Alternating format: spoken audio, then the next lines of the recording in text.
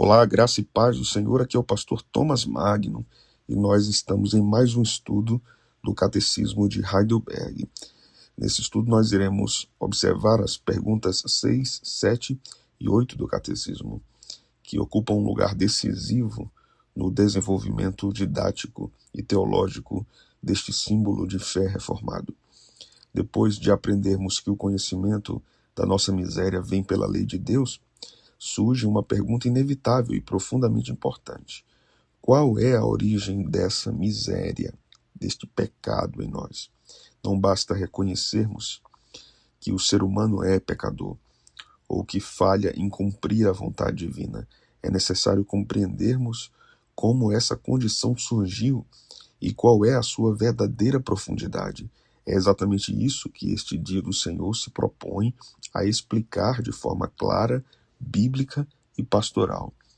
Então, nesse estudo de hoje, nós iremos analisar as seguintes perguntas. Primeiro, a pergunta de número 6, que nos diz assim: Deus, então, criou o homem tão mau e perverso?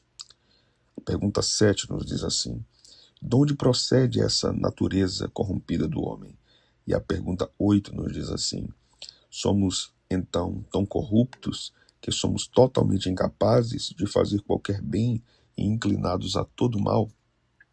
Essas três perguntas formam uma unidade muito bem estruturada. Em primeiro lugar, o catecismo nos leva a olhar para o princípio de todas as coisas, afirmando a bondade da criação e a dignidade original do ser humano. Em seguida, nos conduz ao momento histórico e espiritual da queda, quando a humanidade, representada em seus primeiros pais, afastou-se voluntariamente de Deus. Finalmente, leva-nos a considerar a extensão dessa corrupção, mostrando que o pecado não afetou apenas aspectos superficiais da vida humana, mas alcançou toda a sua natureza, tornando-o incapaz de retornar a Deus por suas próprias forças. Esta progressão revela grande sabedoria divina. Antes de falar da miséria humana em toda a sua gravidade, o catecismo faz questão de afirmar que Deus não é o autor do pecado. O Criador fez o homem bom, reto e santo, capaz de conhecê-lo, de amá-lo, de viver em comunhão com ele. Portanto, a condição atual da humanidade não pode ser atribuída a qualquer falha na obra criadora divina, mas deve ser entendida à luz da responsabilidade humana na queda. Ao mesmo tempo, esta verdade impede tanto orgulho quanto desespero. O orgulho, porque mostra que não temos motivo para confiar em nossa própria justiça. Desespero, porque recorda que fomos criados para algo maior e que a restauração é possível pela graça. Além disso, nestas perguntas aprofundaremos a nossa compreensão da incapacidade espiritual do homem.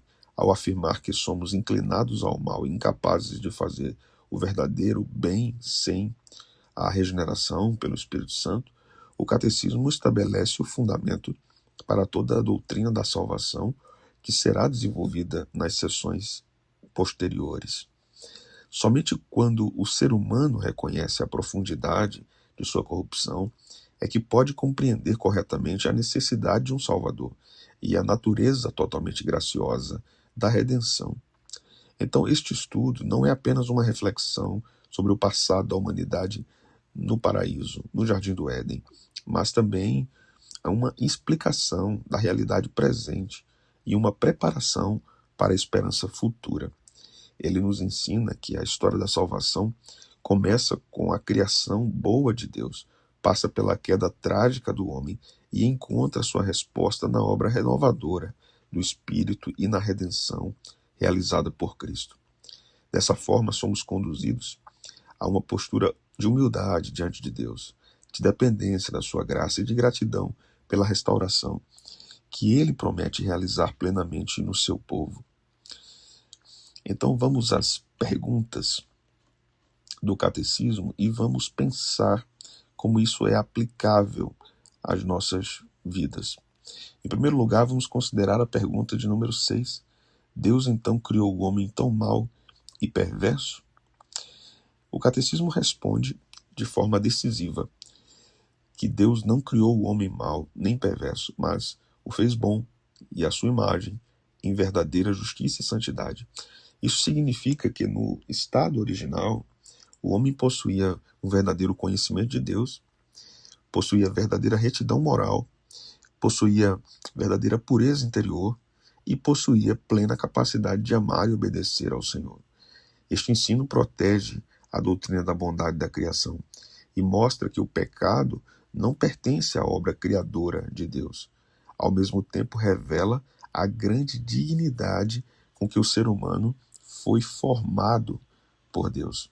Na pergunta de número 7, que nos diz de onde procede esta natureza corrompida do homem, vamos ter algumas lições importantes também, porque a resposta ensina que essa natureza corrompida procede da queda e desobediência de nossos primeiros pais, Adão e Eva, no Jardim do Éden. Aqui encontramos a doutrina do pecado original. Herdamos uma natureza inclinada ao pecado. Participamos da culpa de Adão como representante da humanidade. Então, o pecado não é apenas algo que o homem pratica, mas uma condição que marca toda a sua vida. Isso ajuda a compreender por que a inclinação ao mal é tão presente e por que a obediência a Deus envolve uma luta constante do cristão contra o pecado. Na pergunta de número 8 que nós lemos, somos então tão corruptos que somos totalmente incapazes de fazer qualquer bem e inclinados a todo o mal? O catecismo afirma que somos incapazes de fazer qualquer bem verdadeiro e inclinados a todo o mal, a menos que sejamos regenerados pelo Espírito Santo de Deus. Essa verdade expressa a doutrina da depravação total. Em primeiro lugar, a mente foi afetada pelo pecado. A vontade tornou-se inclinada ao mal. Os nossos afetos, nossos amores foram desordenados e a comunhão com Deus foi rompida. Então, embora o homem ainda possa realizar ações extremamente boas na vida social, ele não consegue produzir aquilo que é espiritualmente agradável a Deus sem uma ação poderosa, redentora e renovadora da graça em sua vida.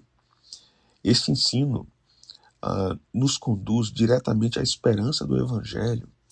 Se a corrupção é profunda e tão profunda como a Bíblia nos mostra e como o catecismo confirma, a salvação precisa ser sobrenatural.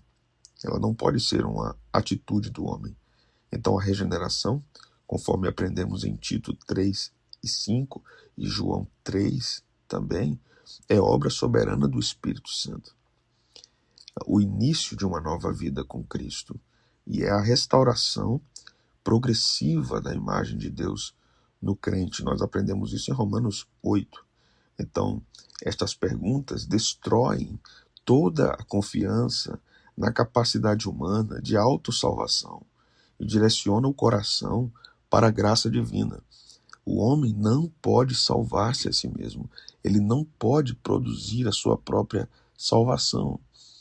Então aqui chegamos a algumas aplicações para este nosso estudo de hoje. A primeira aplicação é que este ensino produz humildade, pois ninguém pode confiar em seus próprios méritos.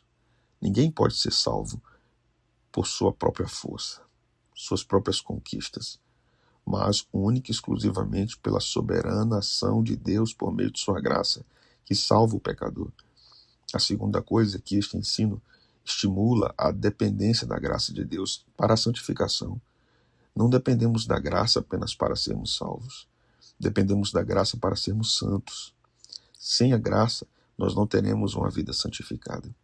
A terceira coisa é que este ensino incentiva a proclamação do Evangelho, sabendo que somente o Espírito pode transformar o coração humano, tirando os efeitos catastróficos e condenatórios do pecado e então colocando o Espírito Santo. Somente Deus pode fazer isso. O Espírito passa a habitar no ser humano após a sua salvação. O Espírito convence o ser humano à salvação e o Espírito habita no ser humano após a salvação. Somente uma obra de Deus pode garantir e fazer isso por todo aquele que professa a fé em Jesus. E este ensino, por fim, nos ensina que há ajuda para o cristão na compreensão da realidade do pecado no mundo e em sua própria vida em particular. Então, o Dia do Senhor número 3, que compreende essas perguntas, apresenta um retrato claro e profundo da condição humana. Fomos criados bons, caímos em pecado e agora somos incapazes de retornar a Deus por nossas próprias forças. Contudo, ao revelar a profundidade da queda, o catecismo também prepara o caminho para contemplarmos a grandeza da redenção em Cristo. Quanto mais o crente entende sua miséria natural, mais valoriza a graça que o vivifica, renova e conduz à comunhão com Deus. Que o Senhor te abençoe grandemente. Até o nosso próximo estudo. Após cada estudo desse, faça uma oração e peça que Deus aplique todas essas verdades na sua vida. Se você não é cristão, confesse a Cristo como seu Salvador. Procure uma igreja genuinamente bíblica, que expõe as Escrituras, que seriamente e solenemente serve a Deus. Um forte abraço. Até a próxima.